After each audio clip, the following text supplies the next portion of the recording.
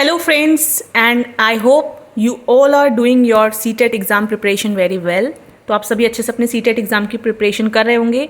बाल विकास के टैग शब्द जो मैंने आपको पहले भी दिए थे हिंदी में, बट एक बार फिर से मैं ये वीडियो बना रही हूँ जिससे कि क्योंकि वो वीडियो बहुत पीछे चला गया है, तो जिन लोगों ने अभी तक भी ये टैग वर्ड्स नहीं देखे हैं वो भी देख सकते हैं। तो देखिए, हिंदी वाले ये रहे, और आप चाहें तो जो स्टूडेंट्स हैं वो स्क्रीनशॉट ले सकते हैं, बट मेन मेरा पर्पज़ है कि मैं इंग्लिश में दूँ। तो आप यहाँ से एक स्क्रीनशॉट ले लीजिए हिंदी वाले, ठीक है। तो बात कर लेते हैं सीटेट पेपर 1 के इम्पॉर्टेंट टैग वर्ड्स की।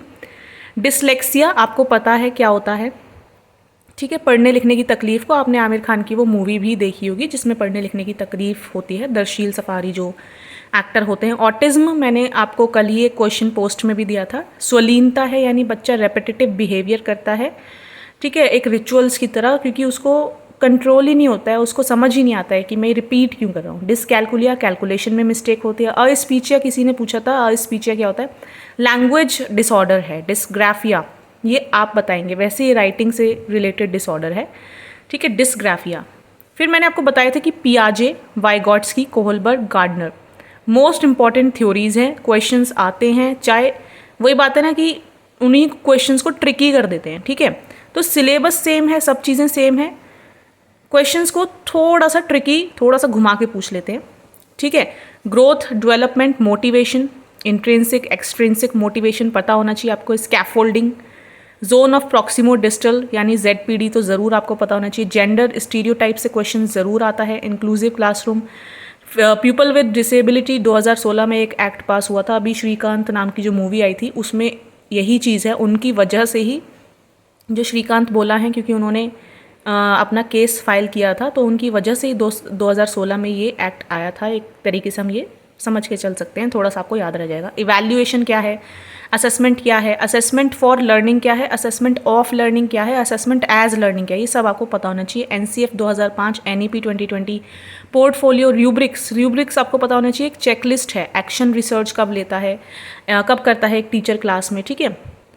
ये सब चीज़ें हैं, आप देख सकते हो। प्रोग्रेसिव क्लासरूम क्या होती है, प्रगतिशील मॉडर्न चीज़ें जिसमें हो रही हैं। चाइल्ड सेंटर्ड है। Inductive deductive thinking, divergent convergent thinking, individual differences, multilingual approach होनी चाहिए क्लास में, बच्चों को एनकरेज करना चाहिए, इंट्रैक्शन होना चाहिए रियल लाइफ से। IQ की बात यहाँ पे कई बार ना डायरेक्ट क्वेश्चन आ जाता है IQ से। IQ का जो फॉर्मूला है ना वो आपको पता होना चाहिए, ठीक है। Mental age upon chronological age करके जो है। सिफोलोकॉर्डिकल क्या है, प्रॉक्सिमोडिस्टल क्या है।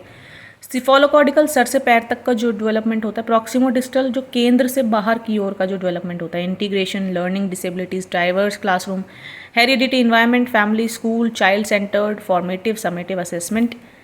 ओके फ्रेंड्स, तो आप यहाँ पे इसका स्क्रीनशॉट भी ले सकते हो। और बहुत से स्टूडेंट्स को प्रॉब्लम होती है पैडागोजी के क्वेश्चंस करने में। सबसे पहले अगर आप पैडागोजी पढ़ रहे हो, देखो चाइल्ड डेवलपमेंट है, CDP है, यानी इसमें आपके पास चाइल्ड डेवलपमेंट प्लस पैडागोजी दोनों हैं, ठीक है। तो पैडागोजी आपको पता होना चाहिए कि एक्चुअली में पैडागोजी है क्या। मोटा मोटा जो मतलब है शिक्षण शास्त्र, पढ़ाने का तरीका, ठीक है। ये दो शब्द से मिलकर बना है, ग्रीक के पैडा प्लस एगोगोज। पैडा का मतलब होता है युवा, एगोगोज का मतलब होता है अग्रणी। तो युवा अग्रणी जिसको किस तरह से पढ़ाओगे आप कि अच्छे से उसको चीज़ें क्लियर हों, वो रियल लाइफ से भी कनेक्ट कर पाए, यही है पैडागोजी, ठीक है। अगर आप इतना समझ गए और जो क्वेश्चंस आते हैं उनमें खुद को एज अ टीचर आपने इमेजिन करना सीख लिया, ठीक है, कि बेस्ट चीज़ जो होती वो मैं क्या करती बच्चों के लिए, तो आपका ये ईजीली हो जाएगा। और सीटेट वाकई में it is a very simple paper 1 तो मैं बिल्कुल कहूँगी आप आसानी से निकाल लोगे। आप सबके अंदर वो कैपेसिटी है, बिना किसी कोचिंग के, यूट्यूब वगैरह से सीरियल्स कह रही हूँ, I am so sorry, channels देख के, जो हिमांशी सिंह मैम का भी जैसे चैनल मैंने आपको बताया है। मैथ्स के लिए डियर सर आपको बताया है, किसी ने प्यूपल टीचर का बताया था, आई थिंक साइंस के लिए, ठीक है। तो आप लोग इजीली अपना जो चीज़ें हैं वो क्लैरिफाई कर सकते हो। और ये इंग्लिश के टैग वर्ड्स, मतलब ये इंग्लिश में थे, ये हिंदी में है। ओके फ्रेंड्स, तो पढ़ते रहिए अच्छे से, क्योंकि आज हो गई है 24 तारीख, ठीक है, 24 अक्टूबर हो गई है, और 15 दिसंबर को आपका पेपर है। और अपने सेल्फ नोट्स बनाइएगा।